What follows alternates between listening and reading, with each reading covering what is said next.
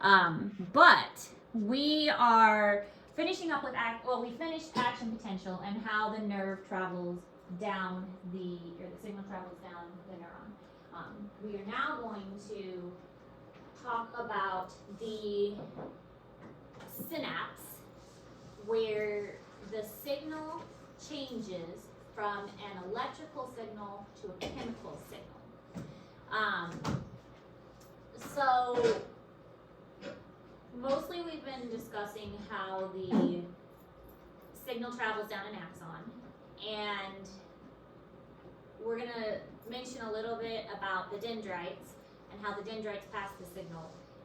This is definitely going to take 2 days to describe the dendrite and then the synapse connections and how the signal gets passed, and because dendrite to cell body is one thing, and then once it's passed down the axon, once it gets to that synapse, then that is another thing, because now we're transferring the electrical signal to a chemical signal. Acetylcholine, which we learned about in the muscles, was one of the chemical signals, but it isn't the only one. So there is this many neurons in the human brain, and each neuron and that's just in the brain.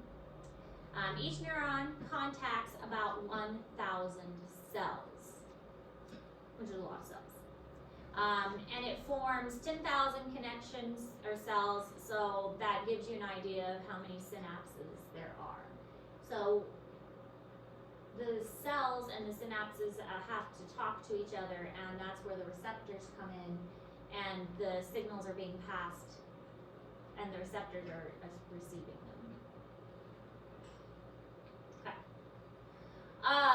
The action potential versus graded potentials. Now, action potential we mentioned before, that's what we've been talking about, the positive versus the negative, the sodium and the potassium, the threshold starting at -70 and then going to -30 and all of that, depolarization, repolarization, that's all action potential, okay? And that was an all or nothing event, and it's either going to happen or it's not going to happen. Now, a graded potential is a little bit different. The graded potential is not an all or none. Graded potentials are called graded because they are going to have different effects depending on what kind of signal is being received. These are mostly going to be found in the dendrites, and it's the signal coming in that is activating them. So you have the signal coming in the dendrites, and in order for that incoming signal to actually get passed on to the axon and become an action potential, a couple things have to happen. So you could have what's called, they could be summable, which basically means that you add up the signals. So they all get added together. So if they're summable, they get added up, and all combined together. And then eventually it's like overflowing a cup. You fill up a cup so much, you add a little bit of this, a little bit of that, until the cup overflows. That's a summable reaction. They could also be a cancelable reaction. You have one reaction coming in, and then you have a different reaction coming in, and they cancel each other out. So that's another characteristic of a graded potential. You could also have something that's local and do not have to travel long distances. So again, think of like your pain receptors for that one. It's a local thing, and it doesn't have to travel a very long distance. You can just get that pain in that one area. It could be excitatory or it could be inhibitory. So there's a lot of different things going on with a graded potential. You could also, I think we skipped decremental, which is decreases with distance. So the farther away it gets from a dendrite, it loses its intensity. So it starts off really intense, but then as it travels away, it gets less and less and less intense. And if that intensity is not enough, it may not stimulate the axon to release an axon potential or action potential. See,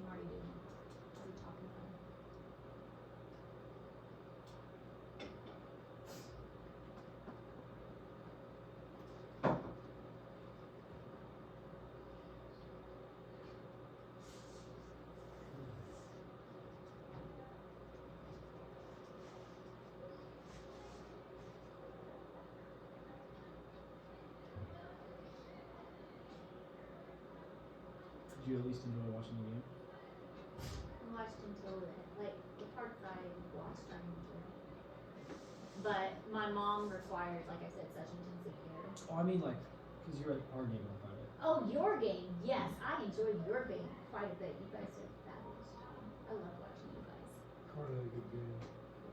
You both did. I wish I could come to more of your games. I really do.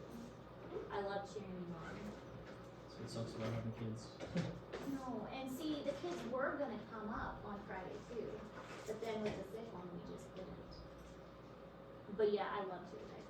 Like my dad and stepmom, sure like, it's like 4 kids that are playing sports. So it's like, Share the time. Well, and it's also a half-hour drive. Yeah.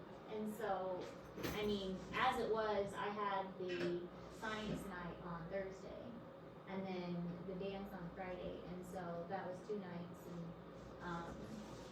and then, well, this whole weekend, so my kids haven't seen me like in 5 days, and, but, yeah, I wish I could, but I do watch a lot of your games online when they broadcast online, but yeah, I love watching you guys play. I love watching the cheerleaders, I love watching the band. I don't like when the band plays because we don't get to listen to our iPod music.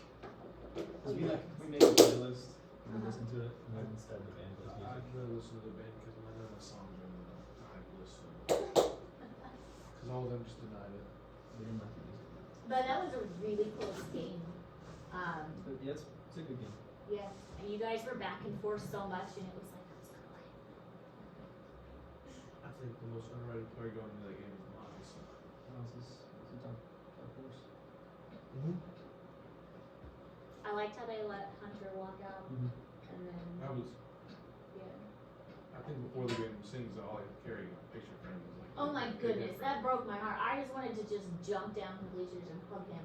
And I was really high up on the bleachers, so that would not have been. That's just like that. Oh, that had me. I think it had everybody. I heard That me and Hunter, just like, cause 2 of my best friends. What? Was all I was carrying Oh, pictures. it's always of thinking, yeah, that was that. Yeah. I saw him at the dance, and I was like, Zolly, you can't do that to me. I wanted to jump down from the bleachers, and I couldn't because I was really high up on the bleachers. And I know the teachers all sit on the other side, and I was like, I don't get to see the backs of you guys. I want to see the backs. So I always sit on the other side of the bleachers. I'm like, Are you all supposed to sit? Are you all supposed to sit over there, or no? No, it's just kind of weird. that's where they sit. So I always sit on the other side. It like starts a trend, like one teacher sits over there, and then they go sit I next to like each it. other. And even like the cheerleaders and everything, they all face the other way. And like when they brought the people out to present them, they all fit. So I sat on the other side. I may be like the only one, but whatever. You see better. Because I think where all the fans are, like all the Well, and the students are over majority, all there. the students are on. Yeah. So. You're there so we can taunt me and other people. That's why we're there. There was a little bit of taunting. I was like, guys, we're gonna get in trouble. Behave yourselves. They let it happen. They let it happen. They did a little bit. That's why I like it. They did a little bit. It's one thing We were getting hyped. I didn't know if I was gonna play basketball this year, and I was like, it's gonna be fun to sit in the student section and just yell at the other teams. It's so much fun. It is. My It freshman is and sophomore year, so right? much.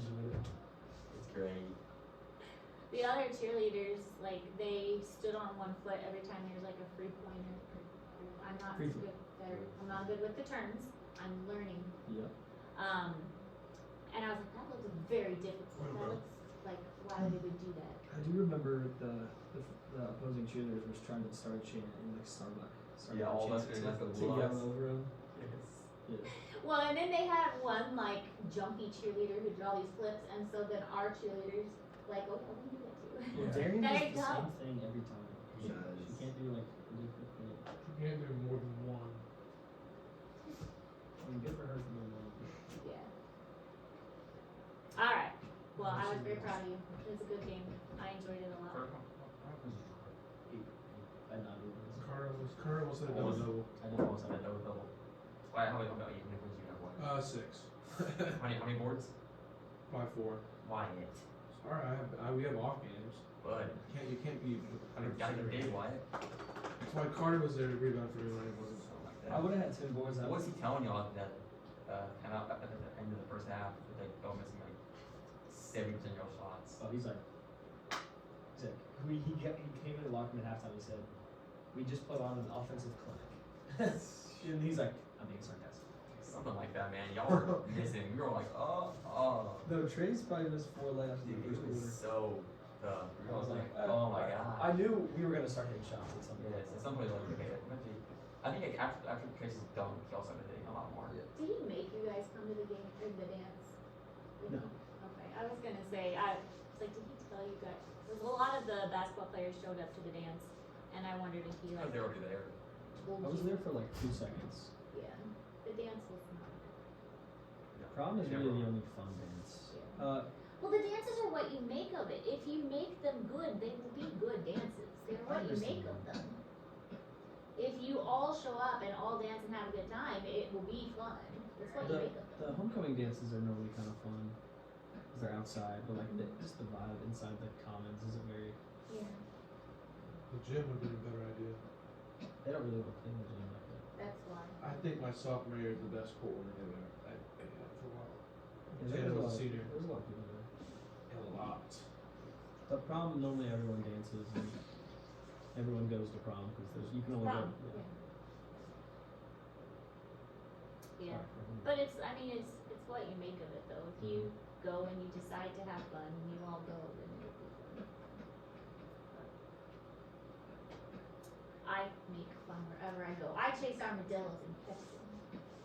I was goofing off and singing in the ICU, making fun for my mom.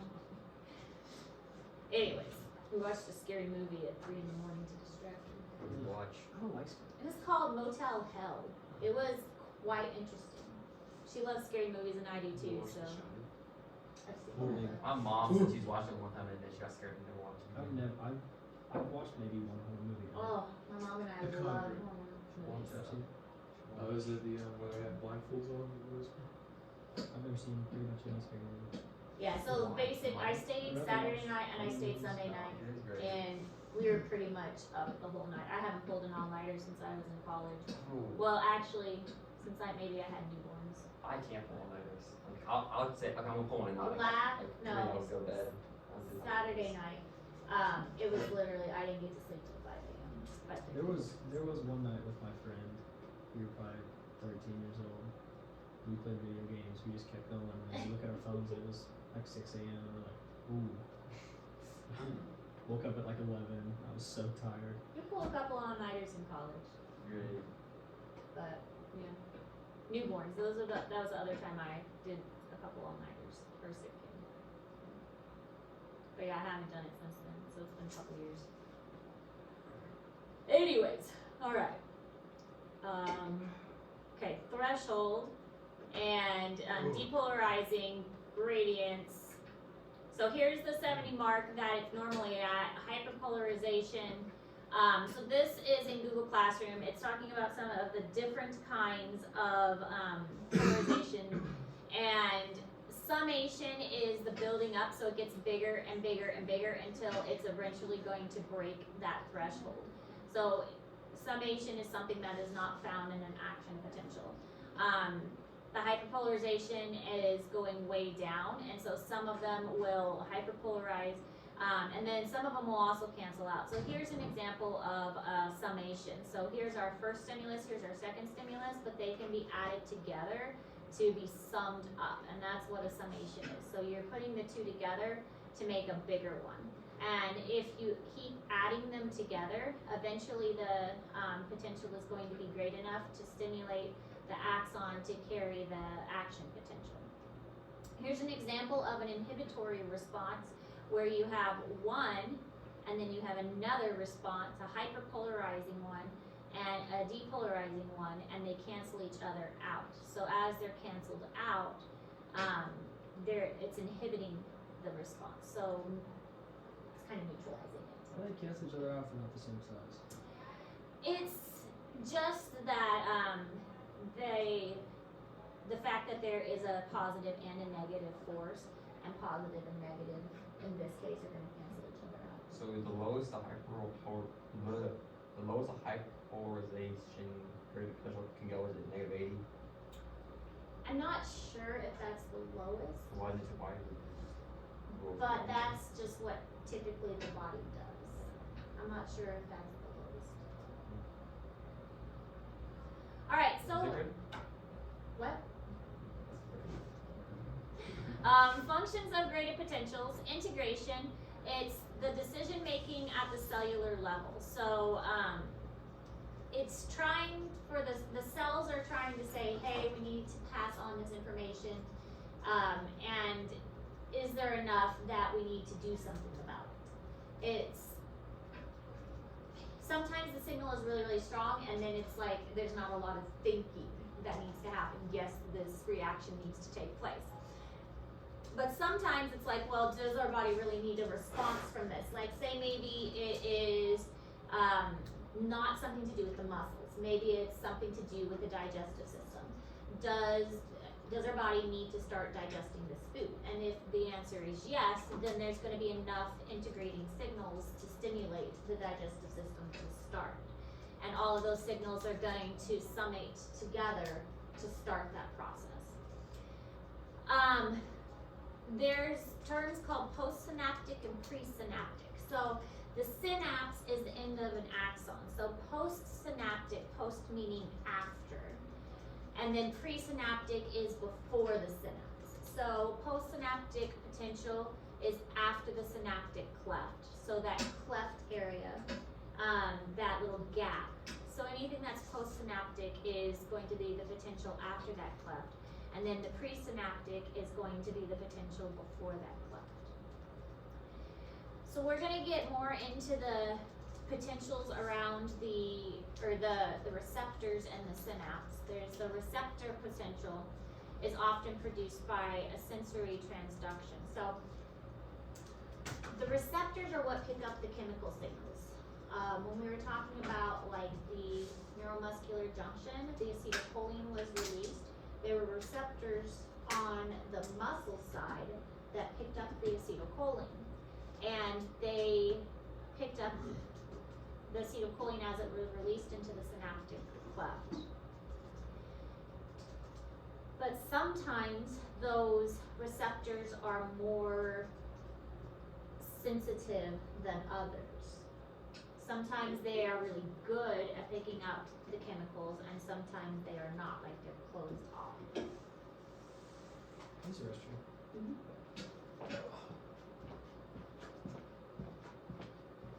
But transduction is the conversion of a signal from one type, the electrical, into a different type, the chemical. Could it work the other way around? Can it work electrical? The chemical to electrical? Not, well, yes, because you're on the other side of it. So you're going from the, let me draw a picture. If I draw a picture, it'll probably make more sense. Okay. So we've got our axon here. This is our this is our dendrite, our nerve cell body, and then we've got a long axon.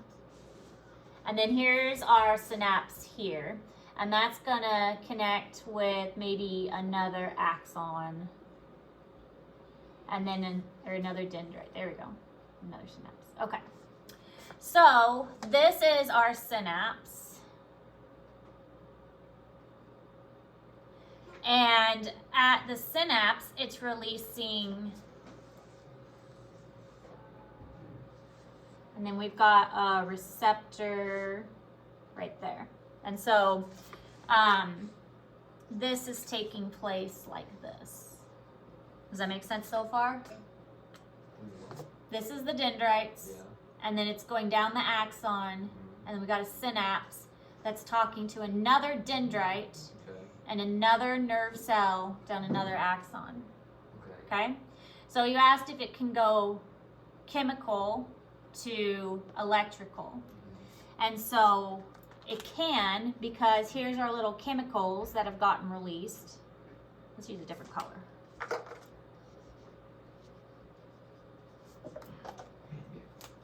Here's our little chemicals. Okay, the blue represents the chemicals.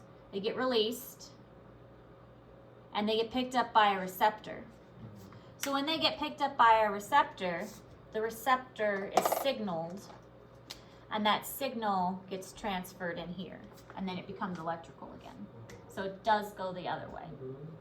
It just goes, so then it would be electrical, chemical, chemical, electrical. So then how would electrical to chemical work then? The receptor, or electrical to chemical, and the electrical comes down here, and that positive gradient stimulates. These are in vesicles.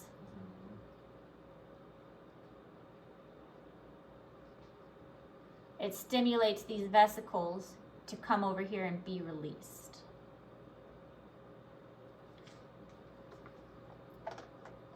Okay. Does that make sense? Or would it be electrical to chemical? Electrical to chemical, and then chemical gets picked up by the receptor to electrical. Okay. Does that make sense? Yep. Okay.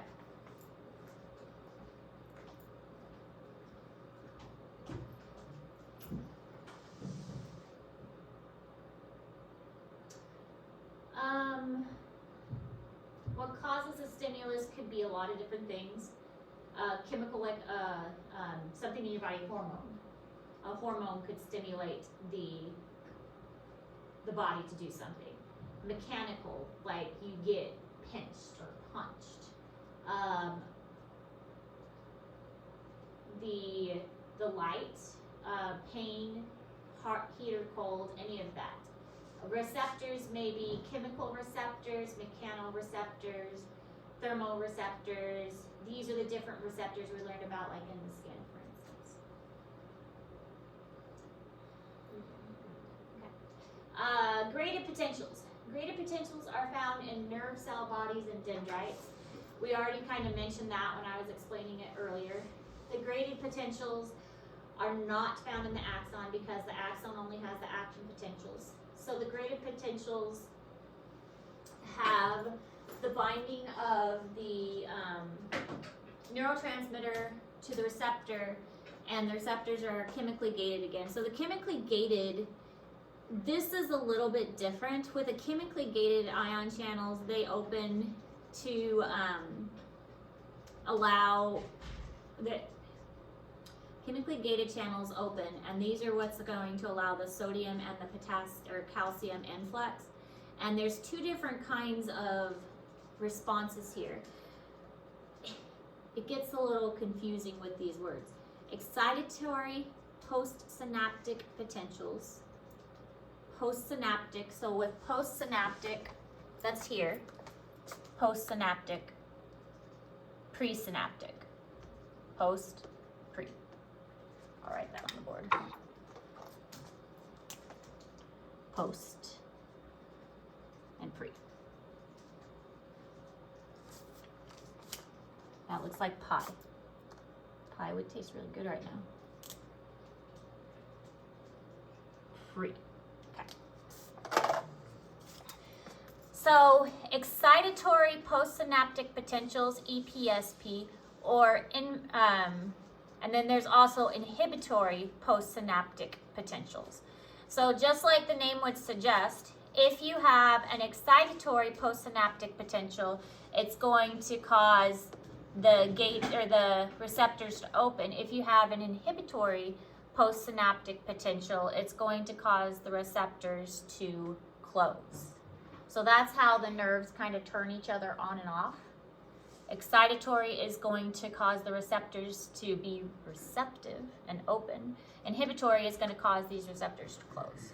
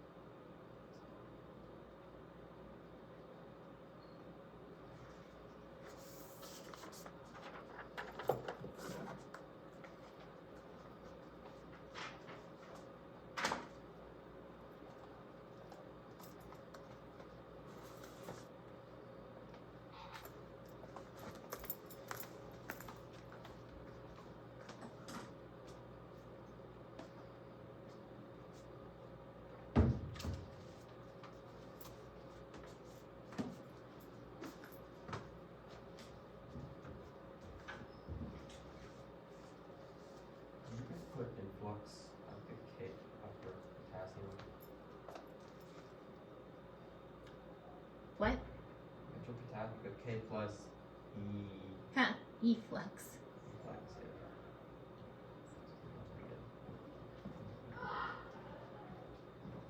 yeah. That's an efflux. Uh-oh. Potassium out or chloride in. That, Are you giving too much information about stuff? I'm trying to live my time. It's what it is. should we put influx or is that really? That's right. Potassium out, chloride in. Oh, E. Okay. Efflux is out, Okay. influx is in. So that's right.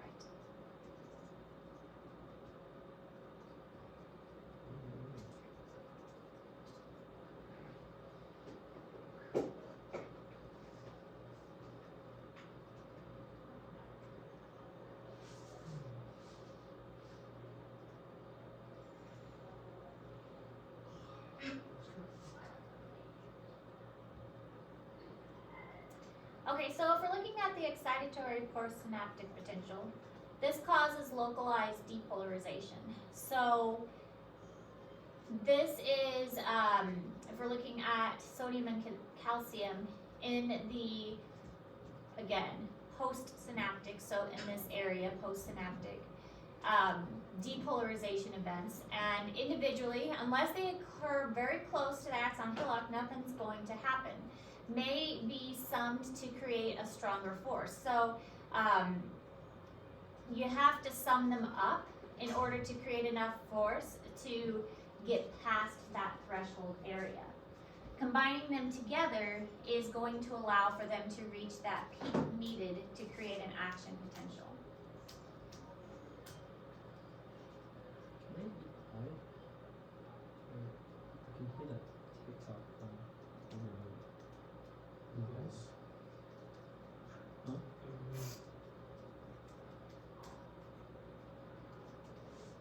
Somebody's playing TikTok.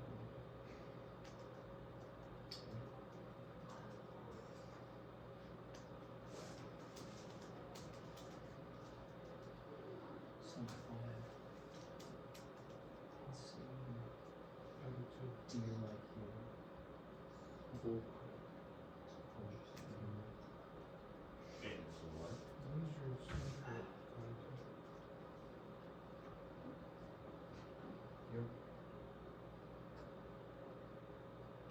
So this kind of shows how it works.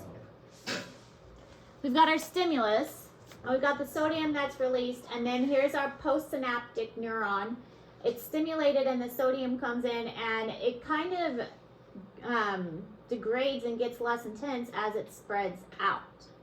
So the stimulus point of origin, and then as you get further away from the origin, the potential is going to not be as intense.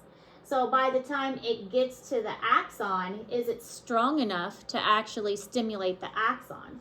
And that's why summation is important. Is enough of these coming in to build up and build up to actually reach the axon and make a difference. Sometimes the excitatory and inhibitory can cancel each other out, which is what that one is showing. Inhibitory postsynaptic potential causes localized hyperpolarization, so that's when it dips. And this is the efflux, so that was right, of calcium or coming in of chloride, and they can be summed together to create an even bigger hyperpolarization. So they can have a change in polarization that goes down, and this is making it so that we can cancel out potentials instead of summing them. So this is a way that we can say, no, we don't want this potential to happen. Let's cancel that and change course and change direction. So that's an inhibitory response.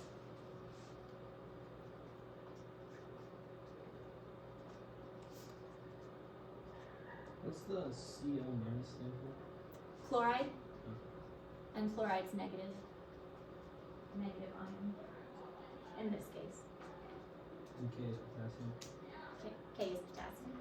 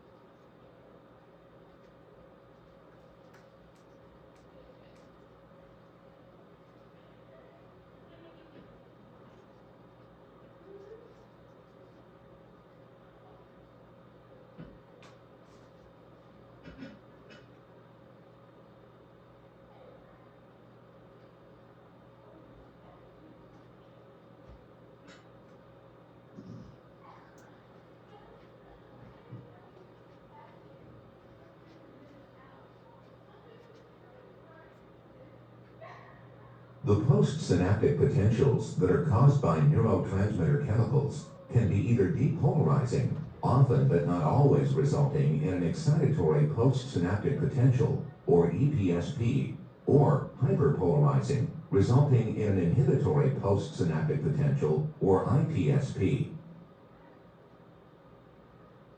Postsynaptic potentials generally move passively along the dendritic membrane, gradually becoming smaller as they spread. Therefore, the postsynaptic potentials from more distant synapses will decay more than PSPs from synapses closer to the integration zone of the axon hillock. The postsynaptic potentials produced at most synapses are usually well below the threshold for generating postsynaptic action potentials. How then can synapses transmit information if their postsynaptic potentials are subthreshold? Suppose that two excitatory endings are activated, causing local depolarizations of the cell body. Taken alone, neither would be sufficient to trigger an action potential, but when combined, the two depolarizations sum to depolarize the membrane in the hillock region to threshold. When inhibitory synapses are active, the membrane potential tends to be stabilized below threshold because they induce hyperpolarizations or subthreshold depolarizations that cannot reach threshold. These postsynaptic effects also spread passively, dissipating as they travel. Because some potentials excite and others inhibit the hillock, these effects partially cancel out each other. Thus, the net effect is the difference between the two. The neuron subtracts the IPSPs from the EPSPs. Postsynaptic effects that are not absolutely simultaneous can also be summed because the postsynaptic potentials last a few milliseconds before fading away. The closer they are in time, the greater is the overlap, and the more complete is the summation, which in this case is called temporal summation. The summation of potentials originating from different physical locations across the cell body is called spatial summation. Only if the overall sum of all the potentials, both the EPSPs and IPSPs, is sufficient to depolarize the cell to threshold of the axon hillock is an action potential triggered. Alright, so you have to get the summation to be high enough to trigger an action potential at the axon hillock, so that's here. You have excitatory, excitatory, excitatory. They're all sending signals. This one's furthest away from the axon hillocks, so if it's sending a signal, it's going to degrade and get lower and lower and lower in intensity by the time it gets here. These two are closer, especially this one's pretty close, so this signal is going to be much stronger because it's not going to fade away as much. All of these signals can build up, so if all three of these fire at the same time, the signal is going to be much stronger, and that's called summation. This is the inhibitory one. The inhibitory one cancels out the others if it is really, really strong. So let's say these two fire at the same time and they have a similar intensity, then they can maybe cancel each other out. Or these three all fire at the same time and this one doesn't fire at all, then most likely you're going to get a potential that travels down. So there's a lot of different options that can happen when you have a excitatory and an inhibitory. Does that kind of make sense? Okay. So when it was talking about the summation could be temporal or spatial, temporal is the neurons may fire when multiple impulses are received, even if each impulse on its own would not be sufficient to cause firing. So they build up together and they're all being received, and the neuron is receiving all that information. That's going to, the multiple ones are causing it to be high enough. Spatial occurs when the stimuli are applied at the same time but in different areas. So on that one neuron we were looking at, they're coming from different dendrites, different areas of the cell, but they're still all being applied at the same time. So multiple synapses acting simultaneously.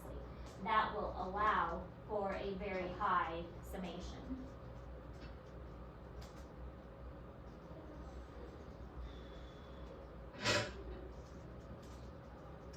So So temporal, think of one nerve. I'll come right back to this slide in just a moment. So temporal would be this one, this one, this one, over and over again, and then they build up from the same one. Spatial is all of these coming at once to send it. Does that make sense? Temporal is this, this, this, and then it's feeding so much that that goes into it. Spatial would be all three of these firing at once. Does that make sense for what the difference is? Okay.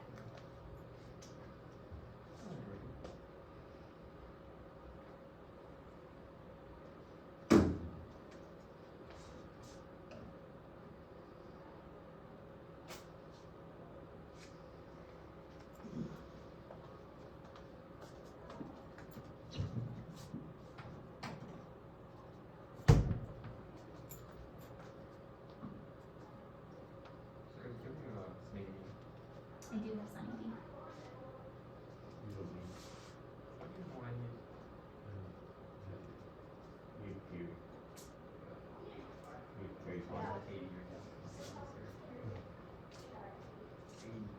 Oh yeah, Katie's yesterday he gets on. He's like, dude, I'm banned for 2 days. What are you doing? Or 6. I can't. Like, I ain't done all day. I'm like, it's not banned. He's banning you for 2 days. Trying to play rank on You just said GG's over and over. You lose. What are you talking about? What is You 2 lose Ds? one round and gets mad and just gets off. Okay, so this picture is in Google Classroom. It shows types of summation. So spatial, 3 different ones, all sending information to the neuron. Temporal, the same one multiple times, like I described on the other one. So this one is just it's getting stimulated over and over and over and over again, and that's going to send enough signals that an action potential can take place. This one is all 3 of these are sending information, and that's going to summate them enough to send the information. All right, we're going to stop there because class time is almost over.